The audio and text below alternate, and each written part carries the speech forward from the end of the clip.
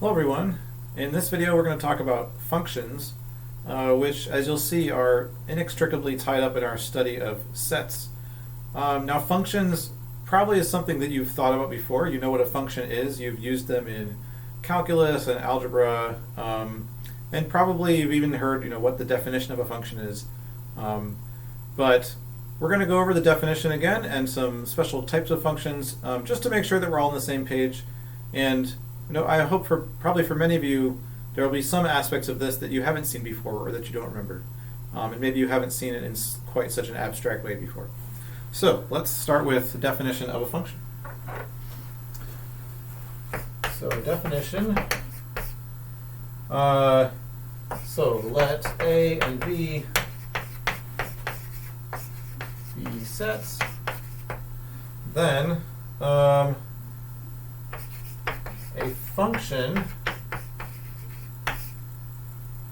f from A to B,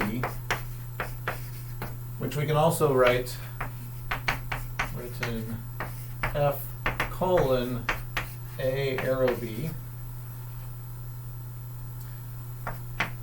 is an assignment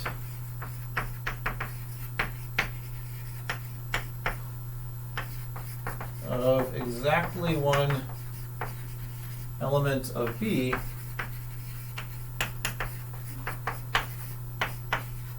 to each element of A.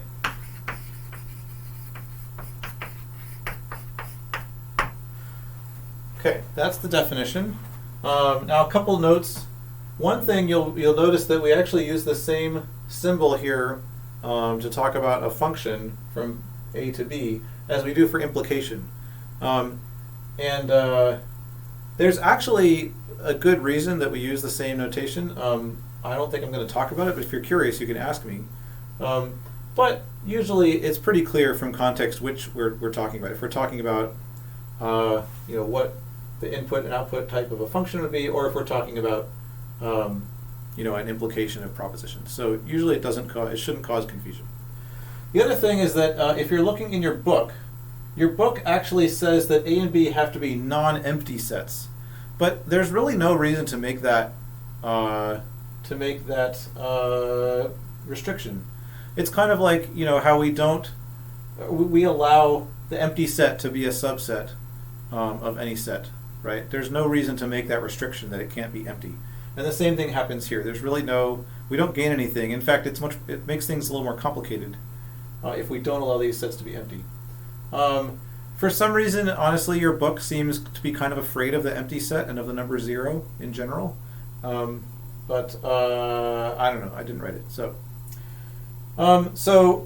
we often think of a function, we can think of the picture like this. And I'm going to put the picture up here because we'll be referring to it throughout this video and the next one. So if I draw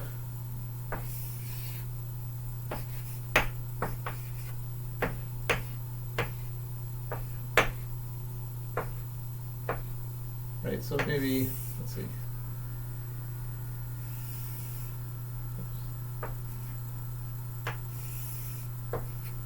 Okay, so hopefully you can see that. So here's my set A over here on the left, and here's my set B over here on the right.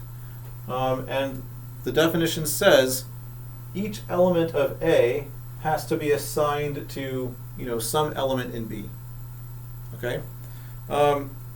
So here are some things that are not functions. This is a function. Here's some things that are not functions. So one would be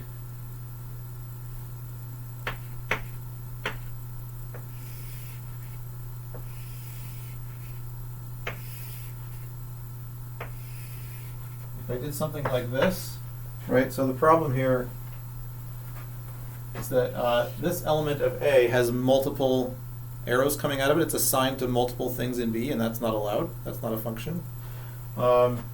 Also, another thing that's not a function would be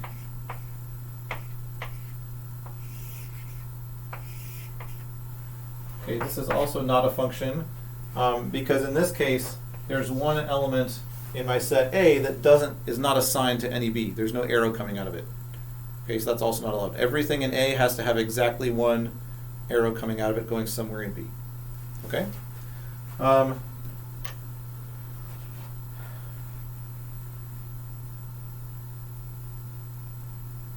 Okay, so, and then we'll say, let's see, I think I missed saying something.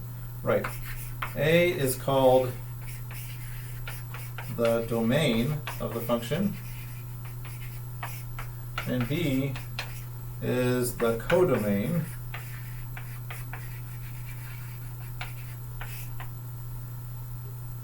Okay, and then we also write the usual function notation that you're used to seeing.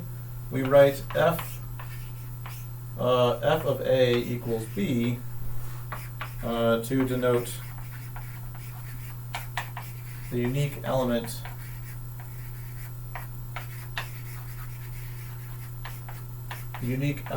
B in the codomain assigned to each A in the domain. Okay? Let's see. So I'm going to erase these things here. I'm going to erase these two, these non-examples. You can always rewind the video if you want to see them again. I'm going to leave this over here though. Okay, so another thing we can define is the range of a function f from A to B is the set. Intuitively, the range is the set of all the b's that actually, get hit by something. So, in our example here, right, this set B, the entire thing is the codomain. It's sort of the space of things where the function can go, but the only things that actually end up being assigned to some A is like this one and this one. So the range of this function would just be like this element and this element together, and it would not include these two that don't have any arrow pointing to them. Okay, formally we can write that as the set of B's in our codomain B such that there exists some A in the domain where FA equals B. Okay? It just says it's all the B's for which there is an A that the function, where the function sends that A to that B. Okay. So let's do some examples. So I'm going to define a few more sets that we're going to use in some of our examples. So I'm going to define a set, I'll call it SHIP for shapes. It's going to have some shapes in it. A diamond, a triangle, and a square. And I'm also going to, that's only that's the only set I'll define for now. So as an example, actually, yeah, I'm going to put these examples over here too, because we're going to keep using them for other examples. So I'm going to define a function g, which is from shape to natural numbers. Okay, so for g to be a function from shape to natural numbers, it has to, each of these shapes in this set has to be assigned to some natural number. Okay, and we're going to define it like this. We're going to say g of diamond equals 6, g of triangle also equals 6, and g of square equals 32. Okay? This is a valid function because every single element in the domain is assigned to exactly one element from the codomain. Okay? So in this case, right, the domain is the set of shapes, the codomain is the natural numbers, and the range is just the set containing 6 and 32, because those are the actual numbers that come out of the function. Okay, here's another example. I'm going to find a function h from the natural numbers to the natural numbers, which is defined by h of n equals 2n. Okay, so it just takes any natural number and it outputs 2 times that natural number. So here, the domain is the natural numbers, the codomain is also the natural numbers, the range is all the even natural numbers, because those are the only numbers that can actually come out of the function for something that you put in. Okay, and then one last example that we're going to use. I'm going to make a function called L. And this function is going to have as its domain the natural numbers, and its codomain the set of shapes. And what this is going to do, it's going to send any multiple of 3 to diamond. Any number that's one more than a multiple of 3, it's going to send to triangle.